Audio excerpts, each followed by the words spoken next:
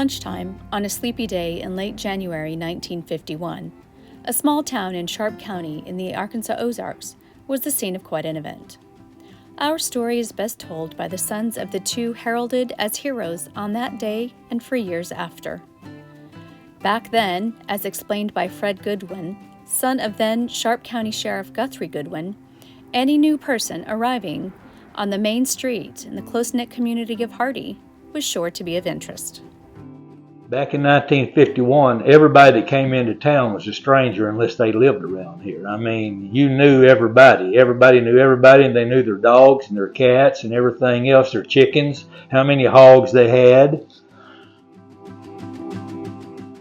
Lloyd Clouse, by trade a barber, but also the city of Hardy marshal, noticed two scruffy and slightly suspicious out-of-towners while barbering. Marshal Clouse radio called newly elected Sharp County Sheriff Guthrie Goodwin, who was not too far out of town, having just left the Sharp County Courthouse in Hardy. Marshal Clouse, locally known as Peavine, told Sheriff Goodwin that the dodgy characters had parked a new-looking 1950 model black Oldsmobile on Main Street and carried a shotgun into Jackson's hardware store. Lloyd Clouse Jr., son of Marshal Clouse, picks up the story from here. Guthrie came over and they went down. They went in to the store and they were talking to Aubrey Jackson back there. They were going to pawn the gun. They told Dad and Guthrie this, that they were going to pawn the gun. The reason they had the gun out. And they said, well, let's go outside. We need to talk to you. So they came outside then, the two guys, and Daddy and Guthrie.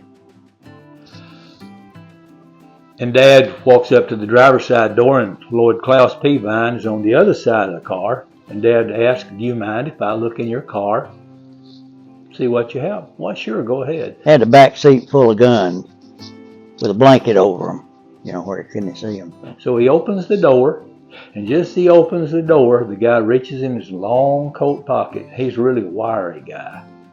Pulls out a .38 Luger and puts it right to his head. He said, all right, big boy. And Dad was a big boy. He said, we're going for a ride. And Dad told me, he said, I knew if I got in that car, I would never get out of it alive. Believer in guardian angels, because just at that very instant there was a loud pop or a loud bang down the street, and it just had to be in the correct direction. And when it did, the guy looked. And Guthrie grabbed the gun. It was an automatic, and when he grabbed it, it couldn't eject the shell. It went off, all right. Shot a hole through his hat, but it couldn't eject the shell, and it jammed. The second shot that the guy fired went through the window in the hardware store. That's when he jammed the gun. And Guthrie wouldn't let go. And he just got the guy down out there on the ground, wallowed around. The other guy ran to the back of the car to open the door to get a gun out of it, and they shot him through the car door window. And Guthrie and him were still rolling around on the ground. Finally, Guthrie picked this rock up and knocked him in the head. His hand comes to rest on this rock right here, just like that. And when he does, he just crunched him out. He turned his lights out. Take those two, take them down into jail. He starts to the top of the hill. He's going to get on his radio to call out, see if anybody knows anything about these two characters. Well, before he gets to where his radio will get out, they called him on his radio and said, come back. Said, there's two more strangers walking into town. Well, and then Daddy came walking back down this way, and he saw these two guys walking up the street. He didn't know them, never seen them before. So he was, naturally, in his business, he had to see who they were and what they were doing.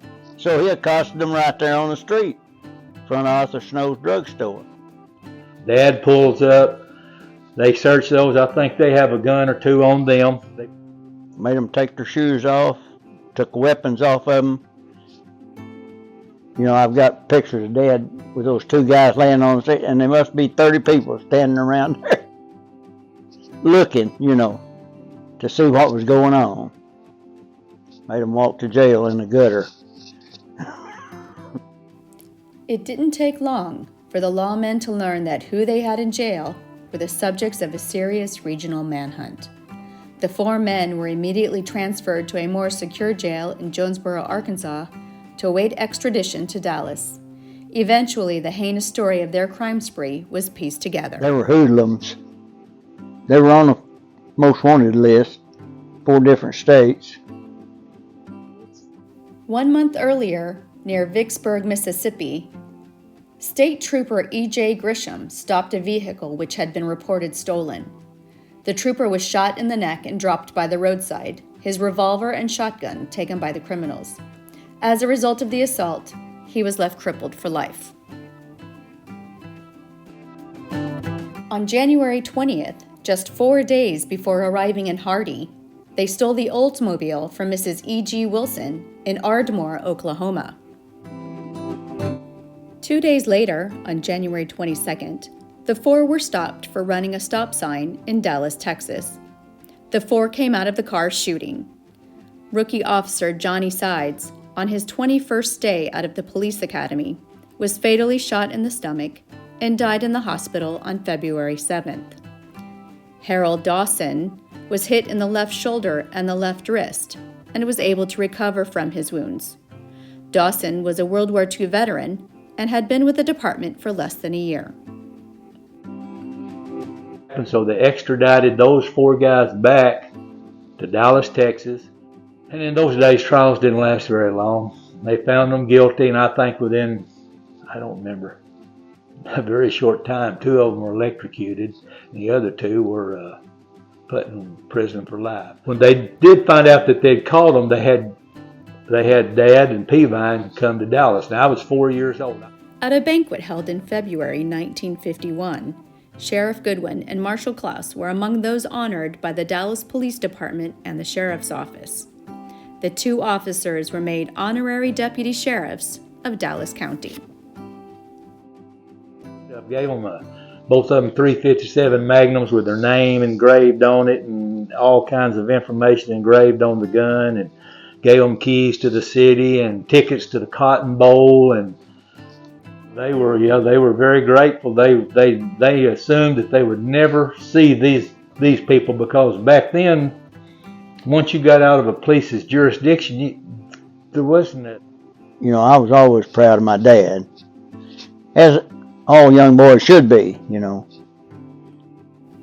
Both Clouse and Goodwin had every right to be proud of their fathers. The Hardy story was recounted in many newspapers and magazines, including the True Detective and True Police Cases magazines. Almost every newspaper and magazine account gave differing versions of what happened, most of them embellishing the story. Their story was even recounted in the January 1951 FBI Law Enforcement Bulletin, which at the time was published primarily for the use of law enforcement officials. The bulletin story highlighted Marshal Clouse and Sheriff Goodwin's being honored for their apprehension of the 4 men wanted in connection with the killing of Officer Sides and wounding of Officer Dawson.